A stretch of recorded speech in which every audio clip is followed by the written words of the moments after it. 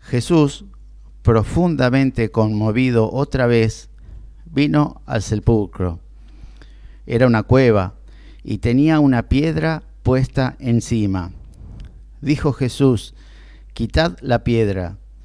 Marta, la hermana del que había muerto, le dijo: «Señor, hiede ya, porque es de 4 días».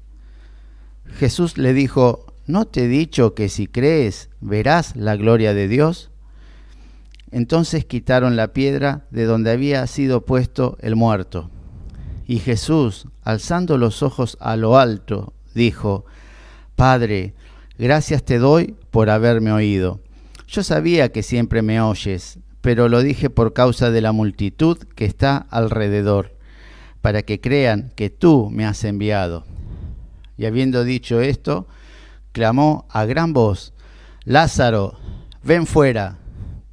Y el que había muerto salió, atadas las manos y los pies con vendas y el rostro envuelto en un sudario. Jesús les dijo: «Desatadle y dejadle ir». Amén. ¿Quién puede dudar que este pasaje es el momento cúlmine de este capítulo 11 de San Juan, ¿no? Vimos en la introducción cómo los discípulos decían: «Señor, ¿para qué vamos a ir allá? ¿Te acordás que procuraban matarte?». El Señor le da su explicación: el día tiene 12 horas, es necesario que haga la obra. Y Tomás dijo: «Vamos y que nos maten a nosotros también, estamos contigo y bueno, vamos a morir». ¿Y cómo termina esta historia? Que el que tendría que haber tenido miedo de que lo mataran fue precisamente el que le dio vida a este muerto llamado Lázaro.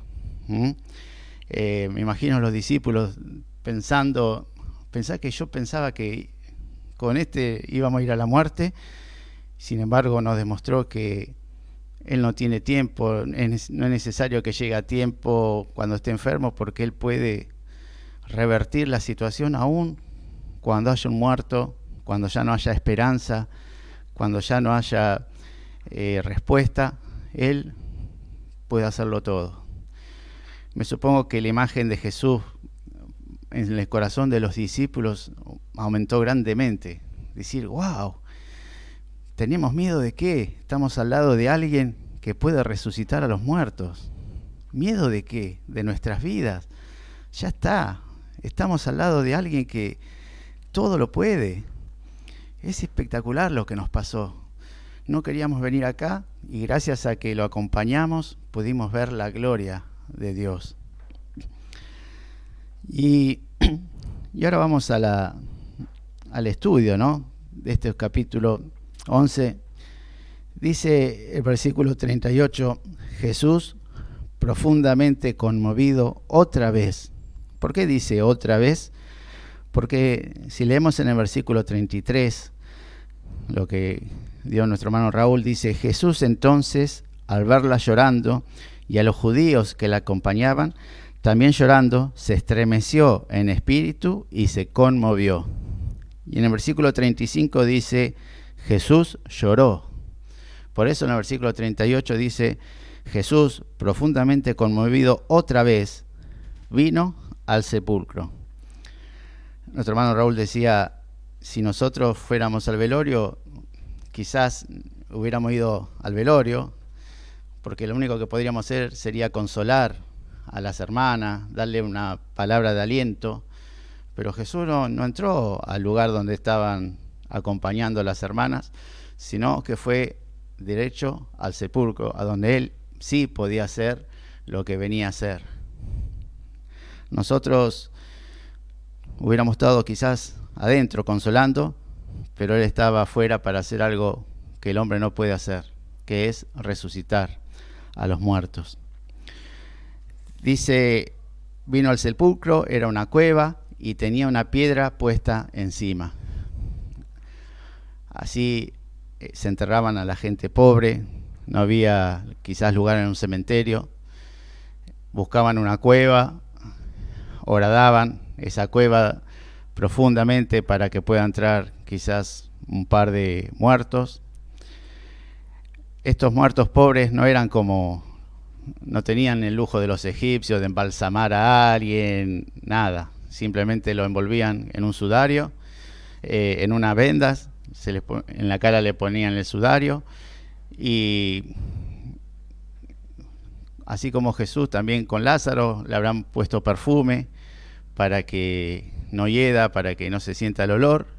Y ahí estaban, y en esa cueva que hacían, en esa entrada, le ponían una piedra, rodaban una piedra para que no entren o ladrones o animalitos, nada, para que nada perturbe esa morada de su familiar pobre. Entonces, acá lo describe, una cueva, una piedra que corrieron y Lázaro que ya lo habían puesto ahí en esa cueva. Dice el versículo 39, dijo Jesús, quitad la piedra. Hermanos, en todos los libros que uno lee para ampliar estos pasajes, siempre recalcan esta parte de la resurrección de Lázaro, donde Jesús ordena al hombre hacer lo que el hombre puede hacer, porque Dios no va a hacer nada que el hombre pueda hacer. Dios va a hacer el milagro que Dios no puede hacer. Todo lo que puede hacer el hombre, lo tiene que hacer el hombre. Y todo lo que Dios quiere hacer, lo va a hacer Él. Pero si nosotros recorremos las Escrituras, vemos que a Dios le gusta que el hombre haga su parte en todas las cosas. Que Dios no hace nada por nosotros de todas esas cosas que nosotros podemos hacerlas. Mientras meditaba esta escritura, me acuerdo del pasaje de Jueces, capítulo 4, 6, 7, con Débora y Barak. Dice en el versículo 6 del capítulo 4, dice, ella envió llamar a Barak, hijo de Abinoam, de Sedes de Neftalí, y le dijo, ¿no te ha mandado Jehová Dios de Israel, diciendo, ve, junta a tu gente en el monte de Tabor, y toma contigo 10,000 hombres de la tribu de Neftalí y de la tribu de Zabulón, y yo atraeré hacia ti al arroyo de Sisón a Sísara, capitán del ejército de Javín, con sus carros y su ejército, y lo entregaré en tus manos? Este pueblo en esa época estaba esperando liberación, quería que Dios lo libere de esa gran opresión. Y sin embargo, Dios le dijo al hombre que tenía que hacer su parte, que tenía que juntar sus ejércitos, que se tenían que reunir en tal lugar, que tenían que ser por lo menos 10,000 personas.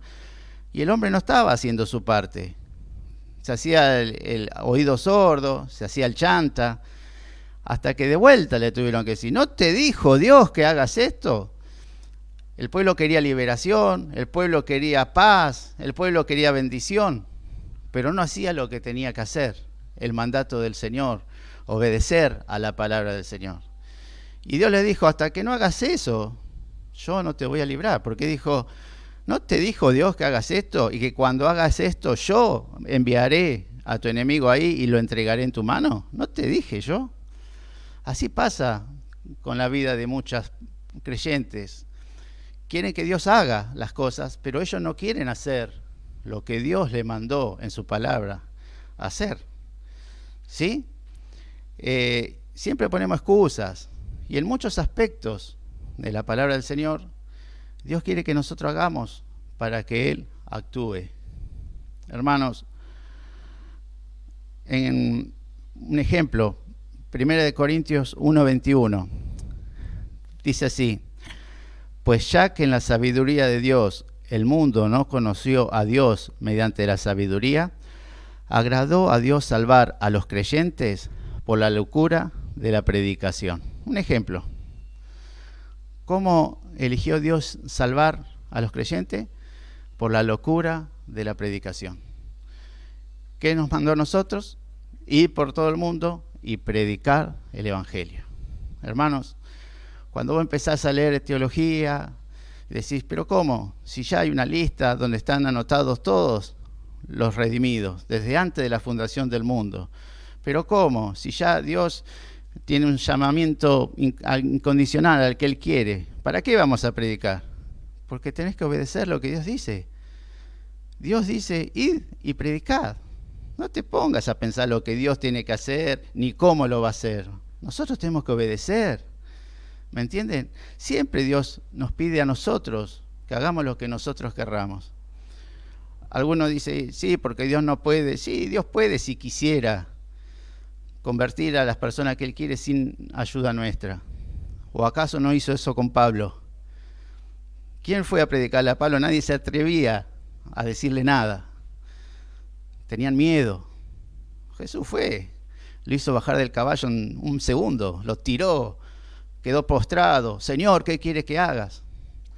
Pero esa no es la voluntad de Él. Él no quiere ir personalmente porque Él eligió salvar a los creyentes por esta locura que es la locura de la predicación. ¿Ven? Otra vez vemos.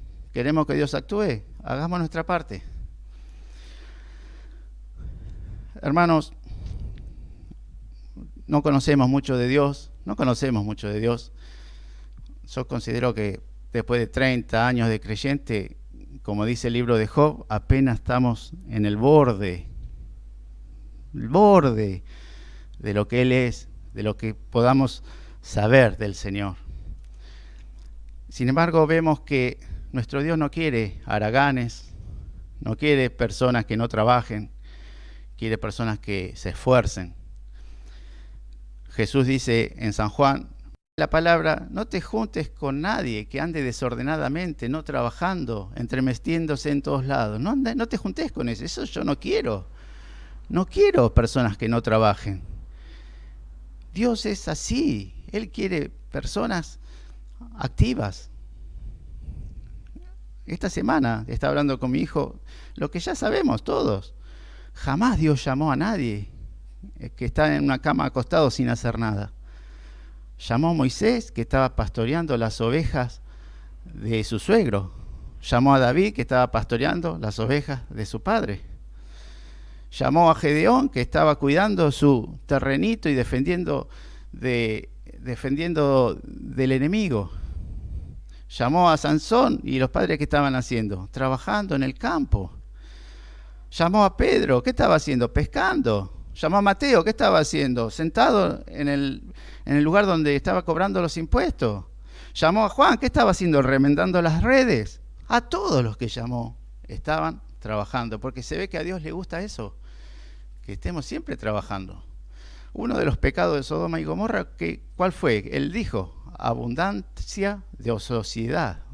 Estaban ociosos. Y ese fue uno de los grandes pecados de Sodoma y Gomorra. Cuando Jesús multiplicó los panes y los peces, los vimos en Juan. Al otro día fue una multitud. ¡Ah! Comida gratis. ¿Qué fue lo primero que dijo el Señor? ¡Trabajad! ¡Trabajad! No por la comida que perece, sino por la comida que habita. Pero trabajad, esforzate. Que le dijo Josué, mira que te mando, que te esfuerces. Hermanos, a veces nos han predicado un evangelio que venía Dios y ya está. Sentate en la catrera, sos el hijo del rey, te tienen que servir, todo te tiene que ir bien, el camino es de rosa. Es mentira, mentira, mentira. Y también lo vemos en esta pequeña historia. Jesús, con voz de mando, que dijo, trabajad, que significa correr la piedra. Con este mandato estaba involucrando a las personas. Todos estaban ahí involucrados en correr esa piedra. Hermanos, había un muerto, había olor a muerto, y con esa actitud Marta estaba diciendo, ya está, no podés hacer nada. Ya está, Señor, esto llegó a su fin. Ya es demasiado tarde. Señor, esto ya tiene olor a muerto. Esto ya, gracias por venir. Gracias por estar. Pero basta, Señor. ¿Qué podrás hacer tú? Tapando esa piedra, Señor, hiede ya. Hermanos, Marta vio que detrás de esa piedra había un muerto. ¿Y sabes qué? Dios, cuando nos encontró a nosotros, ¿sabe lo que encontró? Encontró un muerto.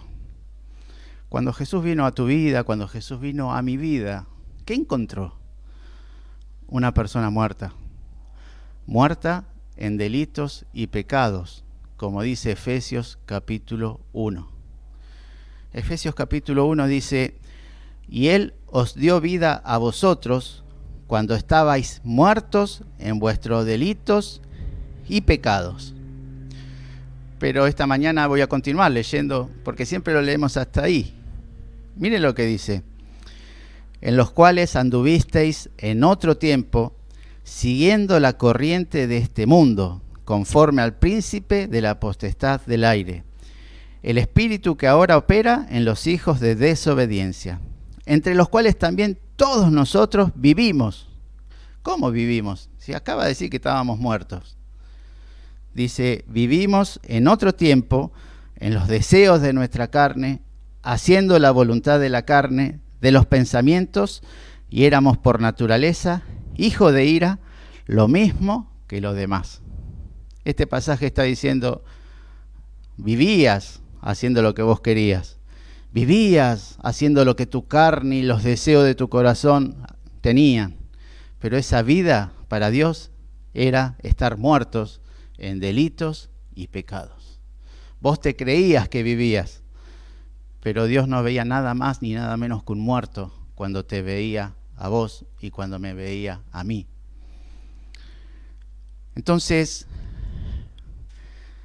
hubo un autor que dice, los muertos largan olor y a veces ni la propia familia lo soporta. Porque Marta, eso fue lo que hizo. ¡Ah, no, Señor! Ya tiene olor. Hermanos, cuando estábamos en el mundo es así. Ni los familiares nos soportaban. Ni los vecinos, ni los compañeros. Porque el muerto larga olor, ha muerto y nadie lo soporta. Mire la diferencia de una persona cuando tiene un encuentro con el Señor, cuando el Señor lo salva.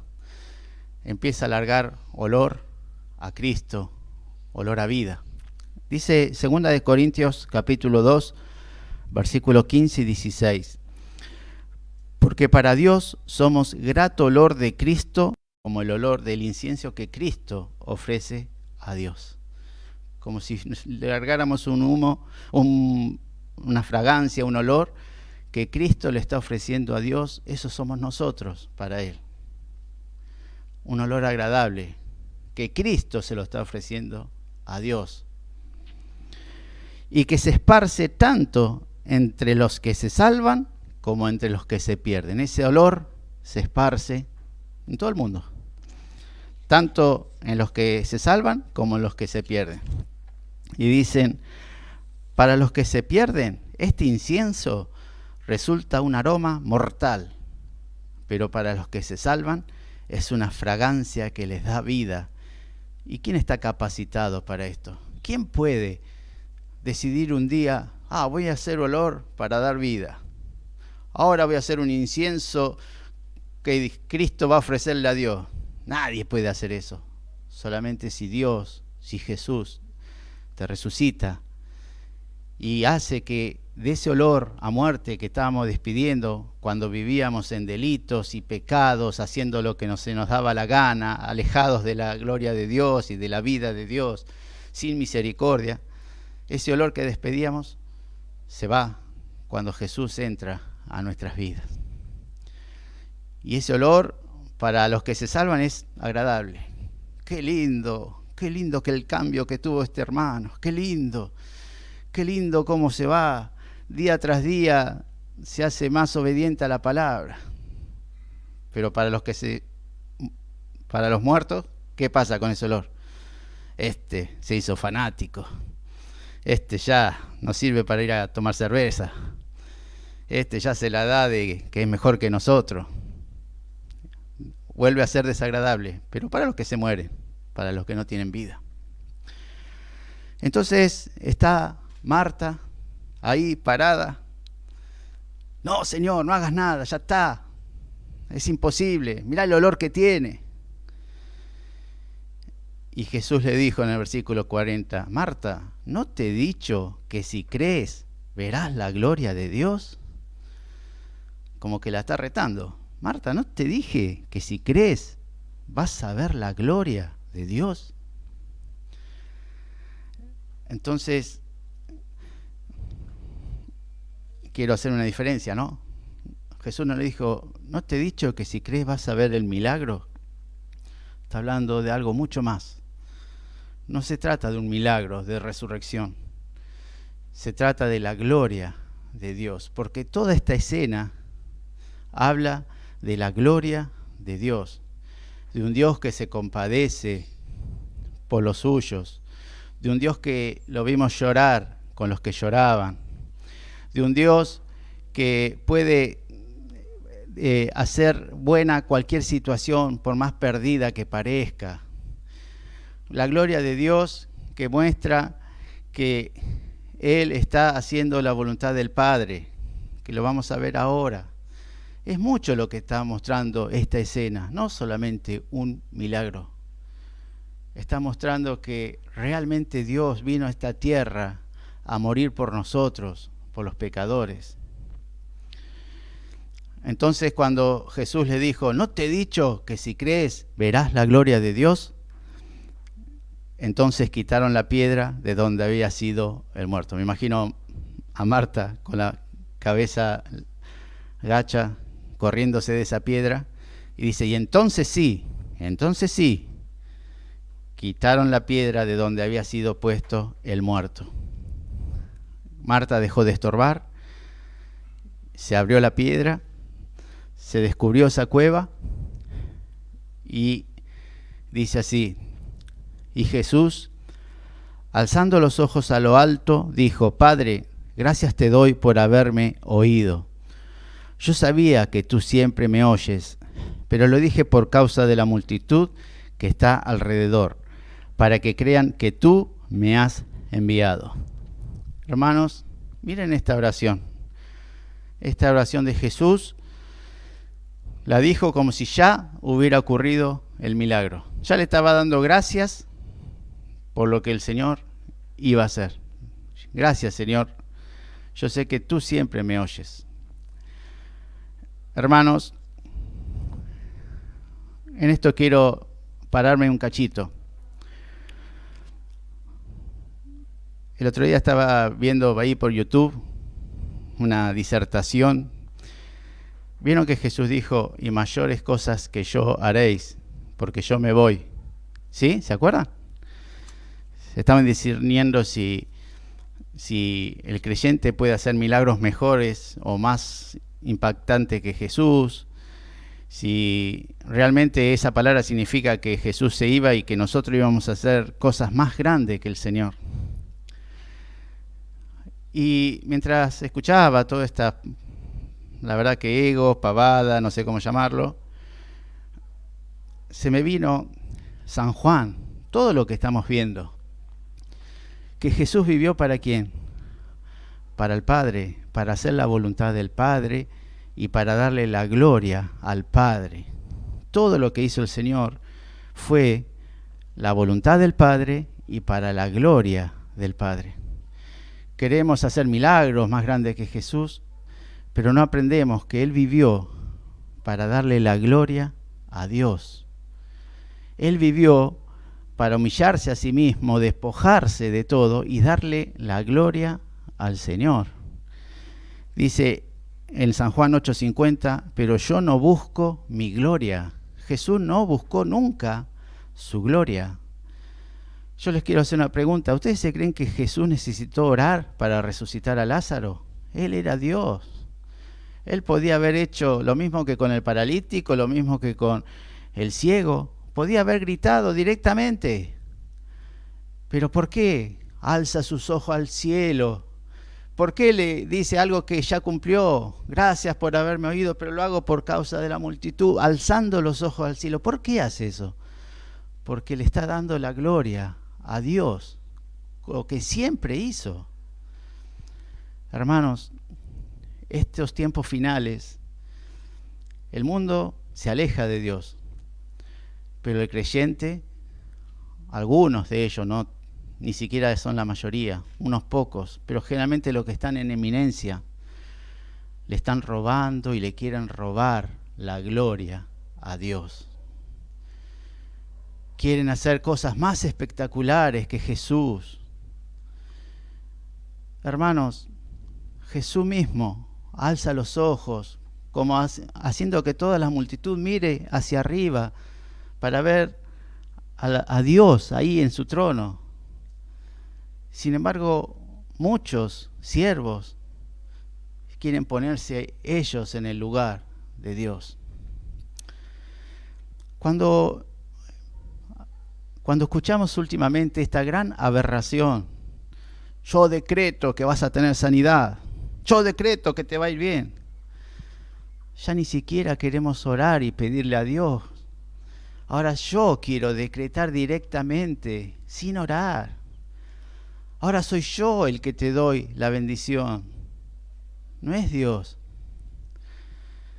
Ustedes quizás muchos no miren YouTube como los jóvenes como yo, pero lo voy a decir porque hay que decirlo. Este caso de un siervo que cantaba, ministraba, se enfermó, un hombre muy famoso, creyente, Melgar se llamaba, y se enfermó de cáncer, qué sé yo, y se juntaron todos estos nuevos apóstoles, profetas, y todos decretando, todos diciendo, vos vas a tener vida, voy a ver a tus hijos ahí y tú vas a estar rodeándolo, y todos decretándole, vas a hacer esto, va a tener un ministerio más grande todavía, esto y lo otro. Y mientras todos estaban decretando, me imagino Dios riéndose de allí, riéndose de lo que iba a hacer. Y no uno, todos los que están en eminencia, 30, todos grandes pastores, grandes siervos, cantantes, adoradores. Una chica, ¿sabe lo que dijo? Dijo, Padre, no esperaremos un no por respuesta, no aceptaremos un no. Qué soberbia, hermano. El hombre de hoy quiere robarle la gloria a Dios. También hay hermanos chicos que también, no se crean. Dios me dijo que esto, no, porque Dios me dijo, porque siento de Dios que hermanos, ¿la gloria para quién es? Para el Señor. Este gran ministro murió. Y todas estas personas no sabían qué decir. Dios puso en evidencia esta falta de respeto. Yo decreto que vos, hermano, ¿acaso cuando estudiamos Santiago no nos enseñó el Señor que no sabemos lo que va a pasar mañana? No digas mañana voy a hacer esto o lo otro, porque vos no sabés lo que va a pasar mañana. Nos enseña Santiago ya, simplemente. Pero ahora la nueva onda cristiana, decreto. Hermanos, mire lo que dijo Jesús. San Juan 7, 17 y 18. El que quiera hacer la voluntad de Dios, conocerá si la doctrina es de Dios o si yo hablo por mi propia cuenta. El que habla por su propia cuenta, su propia gloria busca, pero el que busca la gloria del que le envió, este es verdadero y no hay en él injusticia. Hermanos, Jesús, el Rey de Reyes, el Señor de los Señores, el que tenía poder para detener la tempestad, para sanar al paralítico, para curar al leproso, para resucitar a los muertos, vino a buscar y hacer la voluntad del Padre. Y que la gloria sea del Padre. Y en este milagro que es quizás el más grande de los que hizo el Señor, antes de hacerlo, lo primero que hace, ¿qué es? Antes de gritar, ¿qué hace? Ora alzando la vista para que todos vean que la gloria era ¿para quién? Para el Padre, para el Señor. Yo no busco mi gloria, yo hago la voluntad del Padre. Hermanos, ¿Saben lo que dice Mateo 7:22? Dice, muchos me dirán en aquel día, Señor, Señor, ¿no profetizamos en tu nombre? ¿Y en tu nombre echamos fuera demonios? ¿Y en tu nombre hicimos muchos milagros? Hermanos, ¿escucharon? En tu nombre hicimos muchos milagros. ¿Qué hiciste vos? ¿Cómo hicimos muchos milagros? O sea, vos sos parte del milagro, vos acá, tu poder también se unió al poder de Dios. ¿Cómo hicimos milagros? Eso es lo que hay en el corazón de muchos siervos de hoy. Nosotros hicimos, profetizamos, echamos. En cambio, si hubiera sido Jesús, hubiera dicho, Señor, oré y tú echaste fuera a ese demonio. Oré y tú hiciste el milagro, Señor. Gracias por haberme escuchado. Tú lo hiciste, Señor. La gloria es tuya. No. Eché, hicimos milagro, como si hubiéramos hecho nosotros algo. Esa es la soberbia de estos últimos días, hermano. Por eso hay que volver a las Escrituras. Por eso hay que volver a vivir en cada cosa. Dice la palabra de Dios, y todo lo que hagáis, hacerlo para la gloria de Dios, hacerlo para el Señor, todo. Voy a trabajar para el Señor, voy a hacer un negocio para el Señor, voy a limpiar la casa para el Señor, voy a hacer el alimento a mis hijos para el Señor. Hermanos, ¿qué dijo el Señor? Apartado de mí, nunca os conocí, hacedores de maldad. Y quizás me extendí mucho, pero viene el versículo clave, el 43. Y habiendo dicho esto, clamó a gran voz, Lázaro, ven fuera. Y el que había muerto salió. Hermanos, qué momento glorioso, ¿no? Dice, gritó, Lázaro, ven fuera. Y el que había sido muerto salió. Dice un autor, gritó, Lázaro, ven fuera, porque quizás si no hubiera nombrado a Lázaro, todos los que estaban muertos ahí hubieran resucitado. Ese es el poder de Dios. Tuvo que decir específicamente, Lázaro, vos, los demás no, vos, ven fuera. Hermanos, y Lázaro, el que había muerto, salió. Siempre digo lo mismo. Cuando leemos San Juan, vemos la doctrina de la gracia constantemente.